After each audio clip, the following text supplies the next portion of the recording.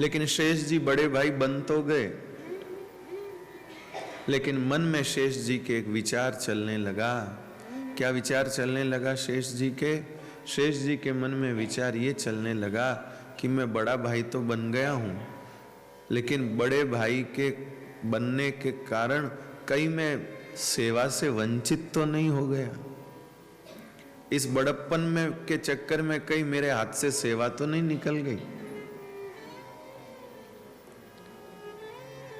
पहले छोटा था इसलिए मेरी कुछ सुनते नहीं थे, और अब बड़ा हूं तो मेरी कोई सेवा नहीं लेंगे, तो घाटा तो मेरा वैसे ही हो गया।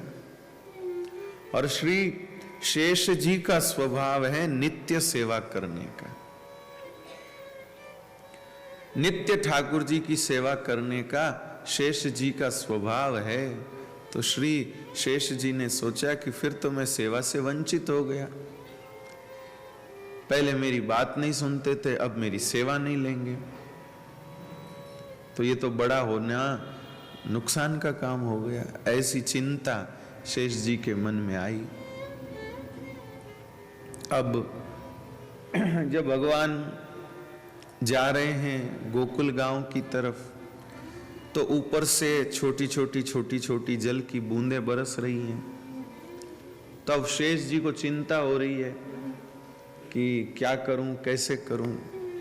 जिसका सेवा करने का स्वभाव होता है ना, उसको चिंता होती है। कोई व्यक्ति आंगन में बैठा होगा, जमीन पे बैठा होगा, तो उसको दूर बैठे बैठे चिंता होगी कि इनको आसन कैसे दूं। ये जमीन पर बैठे हैं, इनको कैसे, वो दूर बैठे बैठे चिंता करेगा जिनका सेवा करने का स्वभाव होगा। अब आप यहाँ बैठे हैं और आपको दिख जाए कि वहाँ कोई बिना आसन के जमीन पर ही बैठे हैं, तो आपको यहाँ बैठे बैठे चिंता हो जाएगी कि उनको आसन कैसे दें।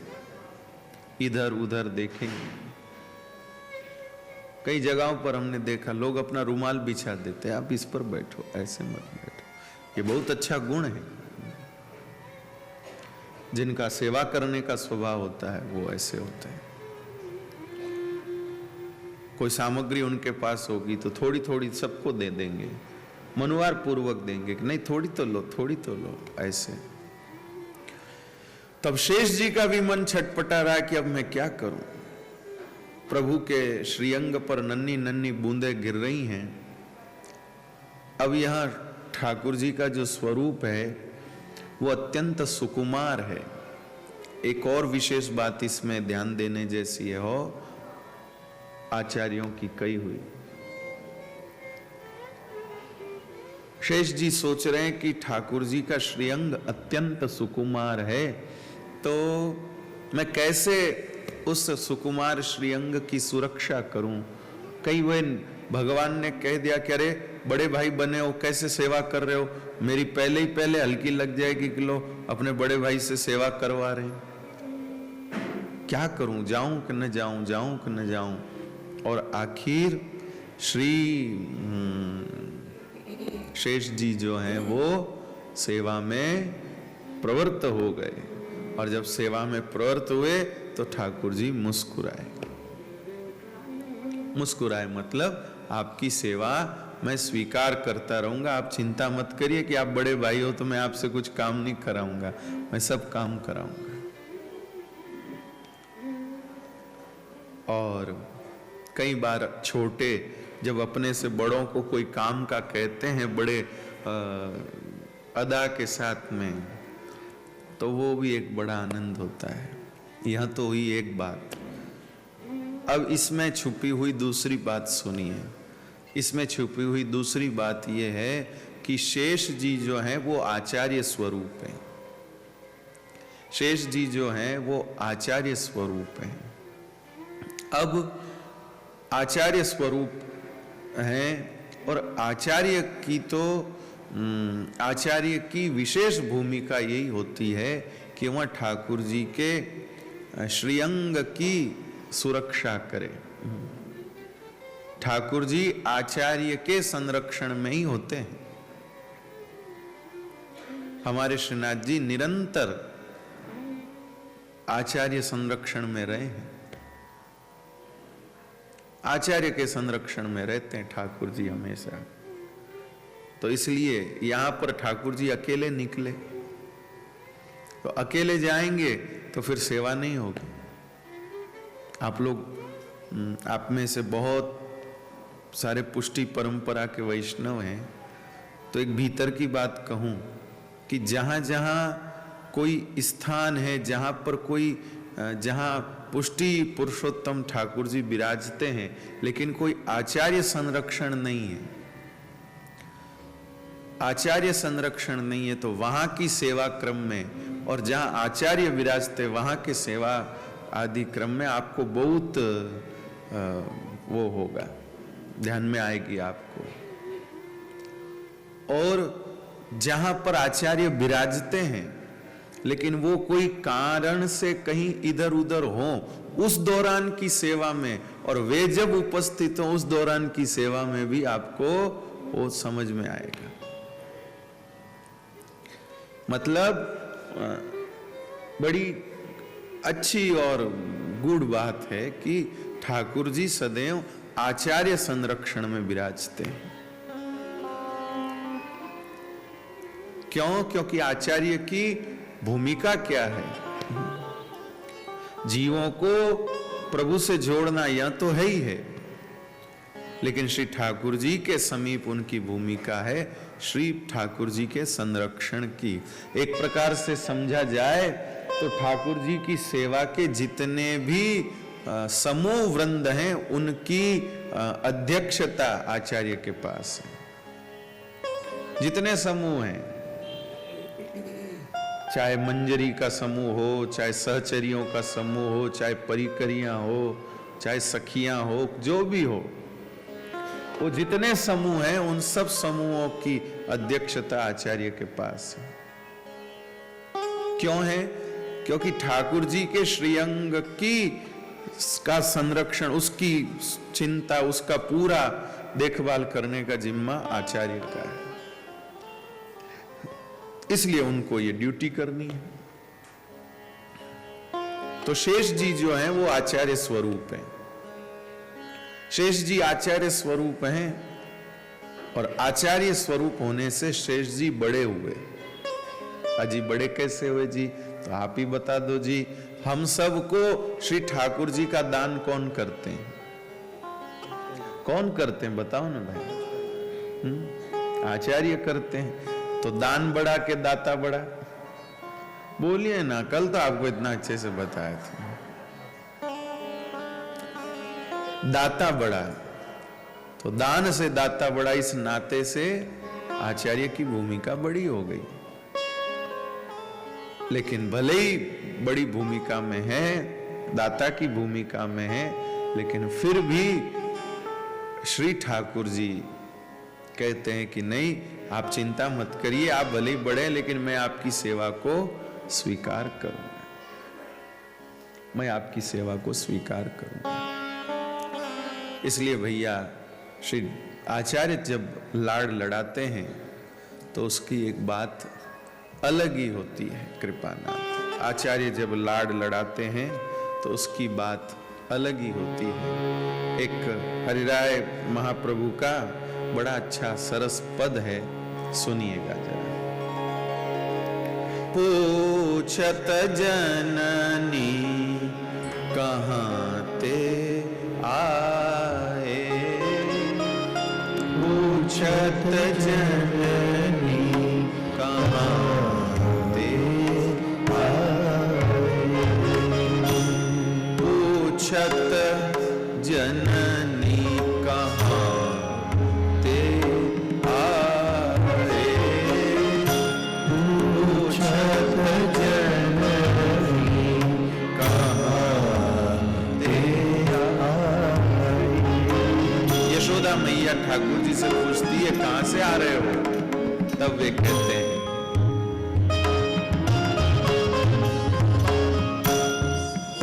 मैया आज गयो वल्लभ घर, मैया गयो वल्लभ घर,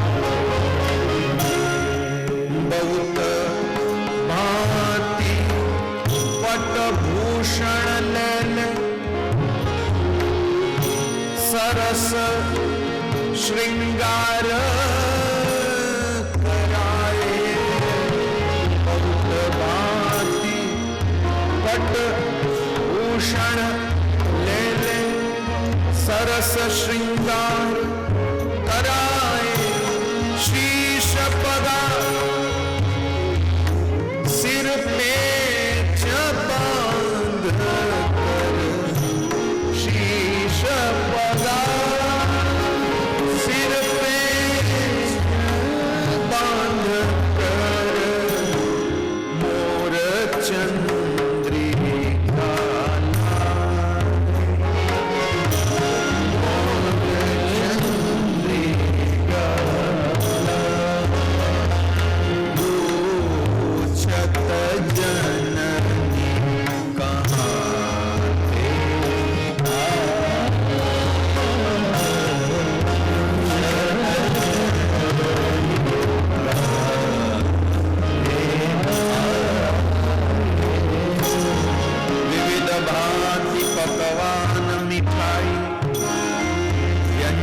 सरस बनाए, पायस आदि समर्पित मोको, पायस आदि समर्पित मोको, फिर मोरी लीला गाए,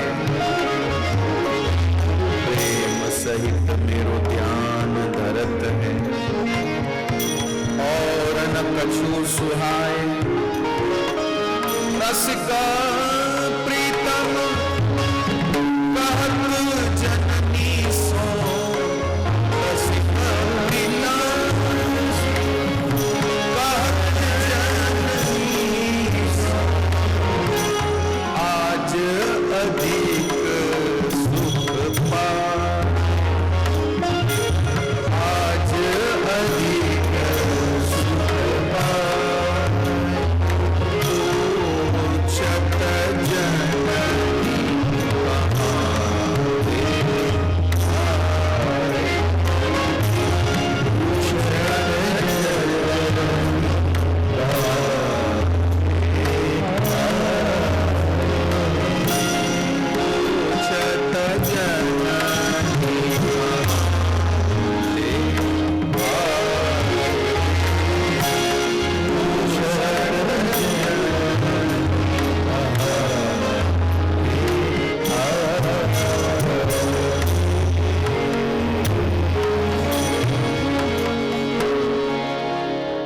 ठाकुर जी सदैव नित्य आचार्य संरक्षण में रहते हैं, क्योंकि आचार्य जो है वो श्री ठाकुर जी के समस्त परिकर परिचारक जो हैं उन सब समूहों की अध्यक्षता उनके पास है, माने उन सब का निर्देशन उनके पास है। इसलिए ठाकुर जी को उनके संरक्षण में सुख प्राप्त होता है। इसलिए श्री ठाकुर जी अपनी लीला में वैसे सर्वतंत्र स्वतंत्र हैं श्री ठाकुर जी, सर्वतंत्र स्वतंत्र हैं श्री ठाकुर जी, लेकिन फिर भी श्री ठाकुर जी आचार्य के संरक्षण में चलते हैं। कुछ मन में आती है ठाकुर जी के, तो क्या वे स्वयं प्राप्त नहीं कर सकते? जिस प्रकार मेले में कोई सुंदर सी खिलौना बच्चे को पसंद आ गई तो उसके जेब में 5 रुपए हैं, वो चाहे तो खुद भी ले सकता है, लेकिन फिर भी वो अपनी मां से कहता, मां मेरे को ये खिलौना चाहिए। तो श्री ठाकुर जी भी सर्वतंत्र स्वतंत्र हैं। कुछ कुछ शब्द मैं बोल नहीं रहा हूं और कुछ कुछ भाव भी नहीं बोल रहा हूं, क्योंकि यहां आचार्य और श्री ठाकुर जी की एक अलग सी अंतरंगता है। कृपानाथ श्री ठाकुर जी ही कृपा करके ये विषय कहलवा रहे हैं, बाकी तो अत्यंत गोप्य ये विषय है। आहा, श्री ठाकुर जी की उस नित्य परिचर्या में। कभी कभी तो मुझे भी अपने पे लगता है कि हमारे महाराज जी कई बार अपनी कथा में कहते हैं कि ओ मुंडो ना खीर। तो कभी कभी आप लोगों को बात सुनाते समय लगता है कि ओ मुंडो ना खीर, लेकिन ठीक है, आप लोग उसको समझिए, बात को, बड़ी मीठी बात है। उन सब परिचर्या, जितनी भी ठाकुर जी की परिचर्या है, वहां कहीं भी सेवक परिकर सखी अलीगणों से कमी रह जाए, उसको भी आचार्य को अपने से लग के पूरा करना है, अपने से लग के पूरा करना होता है।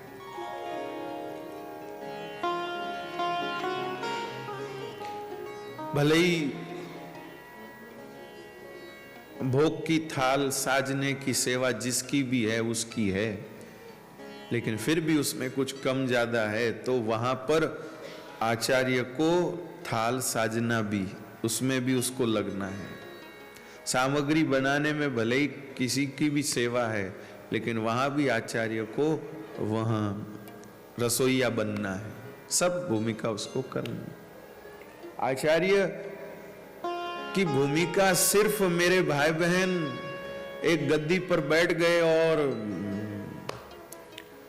बस आप प्रणाम करते जाएं, इतनी ही सीमित नहीं होती।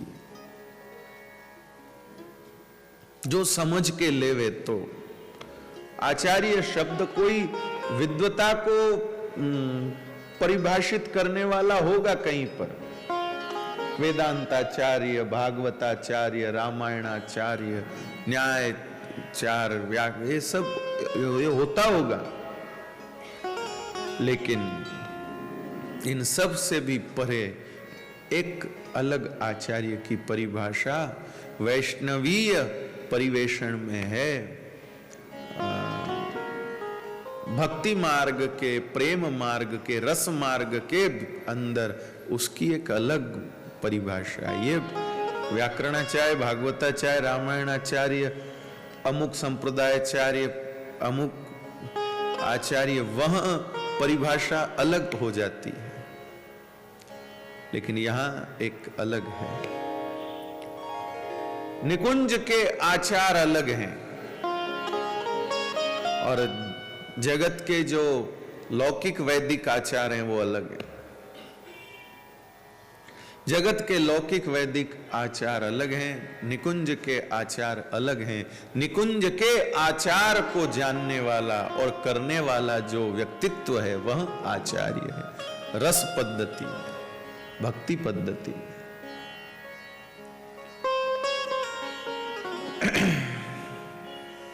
अब निकुंज के क्या आचार हैं, वो क्या है, वो तो आपको जब तो देखेंगे, सुनिए। तो श्री शेष जी जो हैं,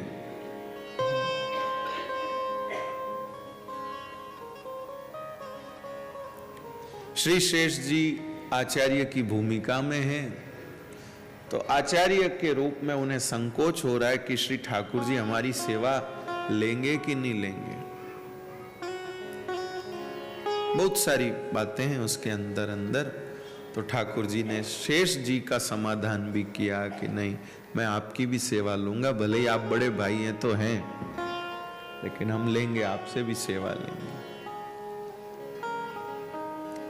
और जब ठाकुर जी माखन चोरी करने जाते हैं तो अपने बड़े भाई को आदेश देते, भैया दाऊ दादा आप द्वार पे रहियो, कोई गोपी आए तो हमें खबर कीजिए।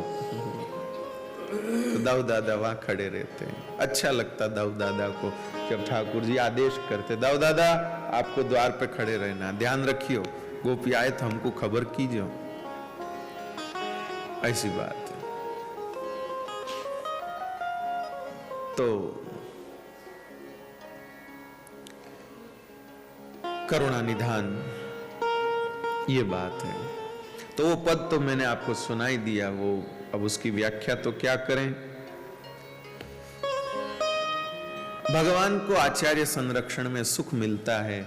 यह बात और एक बात जो वो बच्चे वाली मैं कह रहा था वो बीच में रह गई, उसको भी पूरी कर दें। वो बात यही है कि ठाकुर जी सर्वतंत्र स्वतंत्र हैं, सर्व सामर्थ्यवान हैं, लेकिन फिर भी उसके बावजूद भी आचार्य संरक्षण को आदर देते हुए कुछ भी उनके मन में आती है तो उनसे कहते हैं कि हमारे ऐसी अरोगने की मन में आई है, आज हमारे ऐसी करने की मन में आई है।